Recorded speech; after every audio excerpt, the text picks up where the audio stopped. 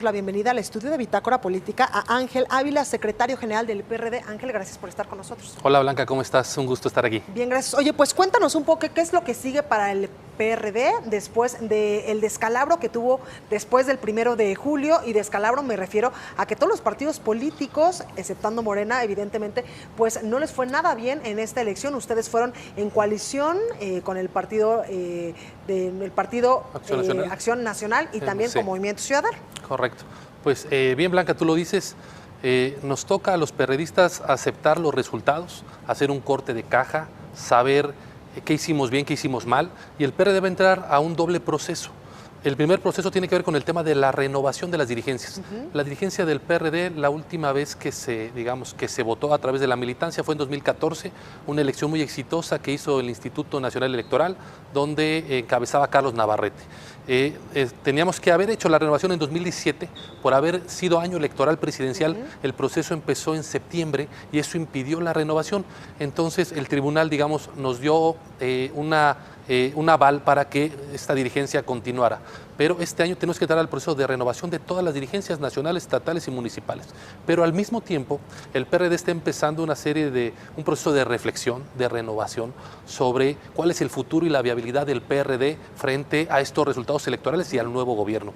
Y hemos empezado a discutir, ayer lo hicimos con los gobernadores, lo hemos hecho con las dirigencias estatales, pero nos parece muy importante conocer lo que está pensando la militancia del PRD sobre, por ejemplo, si el PRD ya cumplió su ciclo histórico o no lo ha cumplido. Hace 30 años se fundó el PRD, yo era muy joven, no puedo decir que soy el fundador del PRD, pero se fundó bajo ciertas premisas. ¿Qué buscaba el PRD? Que hubiera elecciones libres, que se respetara el voto, que el gobierno no interviniera en las elecciones, que hubiera organismos autónomos para realizar el proceso electoral y que el Congreso General no calificara la elección, sino fuera un organismo autónomo como el tribunal. Hoy varias de esos principios, de esos programas se han cumplido.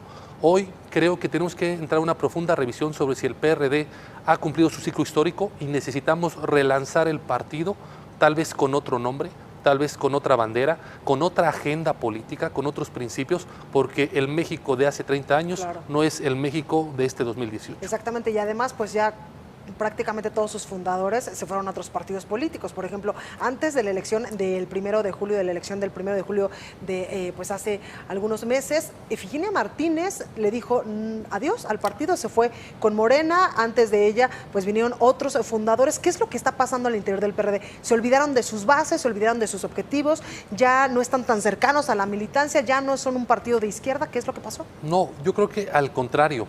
Creo que varios de esos personajes se fueron a buscar cargos, es decir, solamente se van cuando ya son candidatos de Morena.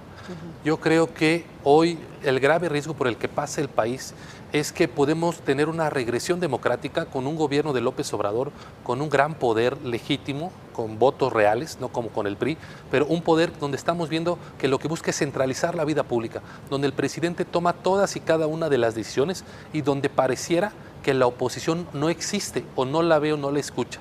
Creo que eso es muy importante porque, mira, el PRD luchó contra el autoritarismo, luchó contra el centralismo. Hoy vemos varias decisiones de López Obrador que van en camino a como lo hacía el PRI anteriormente. El tema de los coordinadores en los estados tiene que ver con eso. Hay una centralización del poder político en lugar de impulsar el federalismo. El tema del fideicomiso de Morena, López Obrador actúa como el viejo PRI. Es decir, cuando López Obrador sale a defender el fideicomiso, lo hace a nombre como el primer morenista, o digamos el primer militante de Morena, o como presidente electo. Recuérdate que en los viejos tiempos del PRI, el primer priista de la República era el presidente. Y el presidente hablaba como jefe de Estado y como jefe del partido. Hoy en Morena estamos viendo algo muy parecido. López Obrador habla como jefe de Estado y como jefe del partido. No puede haber tribus al interior de Morena, solo hay el pensamiento único de López Obrador. Y creo que son parte de estos riesgos que yo atisbo en el mediano plazo. El tema del PRD es qué posición vamos a tomar frente a este tipo de, digamos, de atisbos autoritarios, sin dejar de lado, claro, que si tenemos coincidencias en algunos temas con el gobierno de Morena, pues por supuesto que acompañaríamos eso. ¿Y cómo van a hacer esto si son minoría en el Congreso de la Unión? Me refiero a la Cámara de Diputados y al Senado, y tienen muy pocos gobernadores, Ángel. Así es, lo vamos a hacer con un tema de iniciativa. Hoy creo que si ha quedado claro la elección, una de las grandes enseñanzas para todos los partidos, incluido Morena, de la elección, es que hoy los partidos ya no son partidos corporativos o de masas. Hoy son partidos de iniciativas políticas. Si tú tienes una buena iniciativa política, no es necesario que tengas una gran estructura del partido. La gente va a ir a votar por ti. Esos 30 millones de Morena no son por la estructura de Morena. Hay que reconocer que López Obrador logró permear en su comunicación política a los ciudadanos y los ciudadanos fueron a votar. Pero esos ciudadanos no son de López Obrador. Si hay otra iniciativa política en el transcurso de los años que pueda convencer a los ciudadanos van a ir a votar por esa otra opción. Lo que te digo es cómo lo vamos a hacer con iniciativa política. Yo hoy he lanzado un llamamiento al propio virtual presidente electo de que si es un verdadero partido de izquierda, hoy Morena debiera de presentar en las cámaras, tanto de diputados como de senadores, esta contrarreforma para echar abajo la reforma energética. Es decir, el PRD y Morena lucharon en contra de la reforma energética. Morena lo más que llegó a hacer es un cerco en el Senado. El PRD hizo una gran campaña para juntar las firmas y que se pusiera a consideración de los ciudadanos si la reforma energética era válida o no. Creo que hoy que Morena tiene la gran mayoría en la Cámara de Diputados y del Senado, tiene mayoría en los congresos locales, veremos si lo que dice de ser un gobierno de izquierda lo va a cumplir. El primer punto es echemos abajo la reforma energética y por supuesto que ahí el PRD acompañará ese esfuerzo. Y en esta posición, Ángel, van a volver a unir fuerzas con el Partido Acción Nacional, con Movimiento Ciudadano y también en esta pregunta quiero pues preguntarte, ¿les costó caro, les fue benéfico esta coalición donde apoyaron a Ricardo Anaya como el candidato a la presidencia? Muy rápido, el tema de la coalición con el Partido Acción Nacional venía de una serie de triunfos electorales estatales muy importantes y que ayudaban a la sociedad a combatir la corrupción. Es decir, habíamos ganado en Veracruz, en Quintana Roo, en Nayarit, en Durango, por cierto, y esos gobernadores, muchos de ellos estaban ya siendo investigados por actos de corrupción, Javier Duarte, Roberto Borge, Roberto Sandoval. Entonces, la decisión de ir a escala nacional era combatir la corrupción del PRI. Peña Nieto, la estafa maestra, la Casa Blanca, Overdrecht, una serie de escándalos. Y bueno, el resultado está ahí. Creo que faltó comunicar, porque era importante la alianza y el gobierno de coalición. López Obrador tuvo una mucho mejor comunicación y eso hay que entenderlo, aceptarlo y asimilarlo y trabajarlo para resolverlo. Y en el otro tema que me preguntabas sobre cómo le piensa hacer el PRD, por ejemplo, en esta cámaras, cuestión, si en las cámaras. Por ejemplo, el tema de la alianza con el PAN. En el ámbito legislativo yo creo que hay puntos de coincidencia con el Partido Acción Nacional. Te pongo un ejemplo muy rápido, el caso del fiscal carnal. López Obrador quiere proponer al próximo fiscal, como en los viejos tiempos y como en el antiguo régimen. La sociedad civil y los partidos del frente decimos no, debe de ser una propuesta de la sociedad civil, 10 ciudadanos que no tengan vinculación con el presidente, para que tengamos por primera vez en la historia de México una Fiscalía General de la República autónoma. Ahí va a haber coincidencia con el PAN en temas de transparencia y rendición de cuentas. ¿Dónde tendríamos que empezar a valorar la alianza con el PAN? Tal vez el próximo año hay 6 elecciones locales.